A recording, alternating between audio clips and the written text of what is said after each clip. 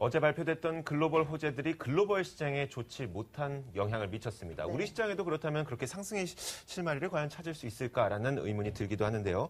우리 시장 전망해 보도록 하겠습니다. 신한금융투자 최경균 PB 연결돼 있습니다. 안녕하세요. 네, 안녕하십니까. 최영균입니다. 네, 안녕하십니까. 어제 외국인과 기관의 동반 매도세 때문에 장중에 2천선 위협을 받았습니다. 그래도 힘겹게 2천선은 사수했는데 어떻게 보셨나요? 네, 먼저 전일장 간단히 정리하도록 하겠습니다. 전전일이죠. 미국, 유럽 증시 호조에도 불구하고 외국인과 기관이 3거래일 연속 동반 매수세가 진속되면서 말씀하신 대로 2천선, 2,004포인트에서 턱걸이 마감을 했습니다. 현재 지금 가장 또 관건이다, 외국인들 입장에서 관건이다라고 할 수 있는 원달러 환율이 10일 거래일 연속 1,060원 선을 유지를 하고 있는 상황이고요. 일본을 비롯한 주요 아시아 증시 모두 대체로 이제 약세를 보인 하루였습니다. 근데 이제 어저께 같은 경우도 이제 미국의 고용 지표 그리고 유럽의 ECB 금리 결정 그리고 오늘부터 이제 열리는 중국 삼중 전회 등 그 글로벌 빅 이벤트를 앞두고 이제 좀 관망세를 보이는 그런 하루가 아니었나 생각이 듭니다. 그리고 업종별로 이제 간단히 보면은 전기가스, 의료 정밀, 운수 장비 업체가 강세를 보였고요. 기계, 전기, 전자, 음식료 업종이 약세를 보인 그런 하루였습니다. 네, 알겠습니다.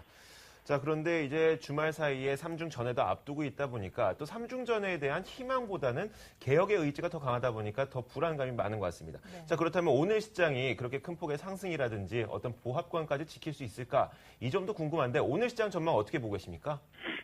네, 일단 전일장이 이제 유럽과 미국의 어떤 그 이벤트에서 그 결과 전체적으로 좀 이제 하락한 모습을 보여줬습니다. 그러면서 지금 전체적 글로벌 시장이 증시 과열에 대한 논란까지 같이 이뤄지고 있는 상황인데요. 연초 대비 다우지수 같은 경우에는 19% 정도 상승을 했고 나스닥 같은 경우는 25% 연초 대비 상승한 상황에서 일단 증시 과열에 대한 논란이 현 시점에서 일어나는 거는 어떻게 보면 조정 기간에 항상 나오는 그런 논란이 아닐까 생각이 됩니다.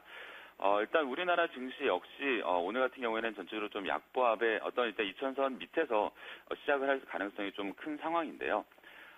우리 시장을 이끌었던 외국인들 입장에서 한번 시장을 보면은 그 공격적으로 외국인들 수급이 들어오고 나서 지수상으로 10% 정도 어떤 수익을 얻고 또 환율에서 그 환차익 10% 수준 총 20% 정도 수익을 얻고 있는 상황입니다. 그래서 외국인들 같은 경우에는 이제 그 엑시트의 욕구가 좀 어느 정도 충만해 있는 그런 시점이 아닌가 생각이 되는데요.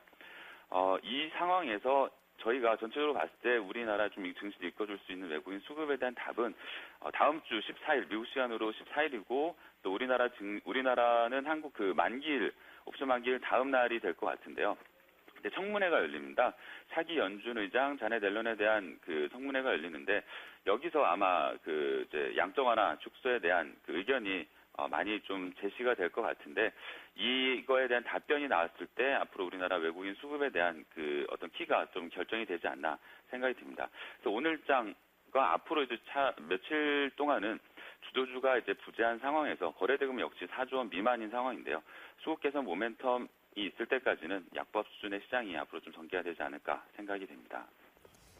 네, 알겠습니다. 우선은 옐런 의장에 대해서는 다음에 좀 더 자세하게 저희가 짚어보도록 하고요. 어느 장, 어떤 종목 주목해봐야 될지도 좀 제시해 주시죠.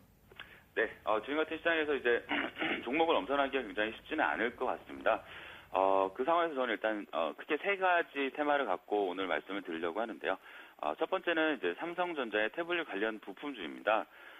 며칠 전 애널리스트데이에서 이제 전자 관계자들이 밝힌 것처럼 내년에 이제 태블릿 PC가 디스플레이 시장의 그 패러다임 변화를 주도하면서 교체 수요를 자극할 것으로 밝힌 바가 있습니다.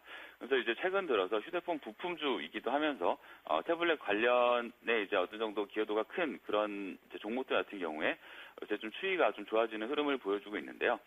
관련 종목 말씀드리면 이녹스, LMS, GD 그리고 이라이콘과 솔브레인 같은 종목들입니다. 이런 종목들이 향후 이제 휴대폰 부품주들의 상승세를 추가로 이제 바톤을 이어받을 수 있을지 한번 관심 있게 한번 보시면 괜찮지 않나 생각이 들고요. 두 번째 테마는 이제 닭고기 관련 테마입니다.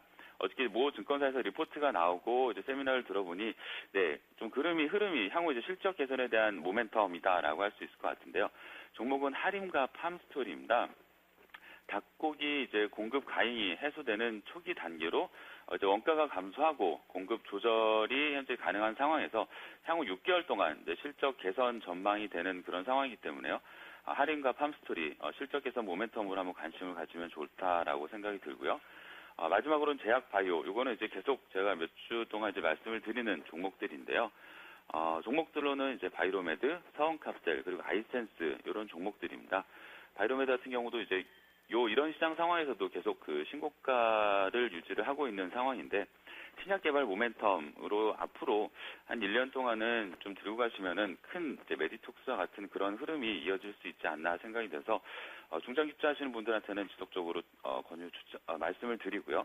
그리고 서원캅셀, 아이센스 모두 외국인 수급과 공장 증설 이벤트 등으로 4Q 실적 개선 기대감이 있는 종목들이기 때문에요. 계속 지속적으로 관심을 가지면 어떨까 하는 생각입니다. 네, 지금 말씀해 주셨던 종목들 가운데 다코기 테마 중에 하림 그리고 제약 바이오 테마 중에 이 바이로메드, 아이센스는 잠시 후에 이어지는 진격의 포트폴리오에도 포함이 되어 있습니다. 관심 가져보시면 좋을 것 같습니다. 신한금융투자 최경균 PB와 함께했습니다. 고맙습니다. 고맙습니다. 네, 감사합니다. 좋은 하루 되십시오. 최현균이었습니다.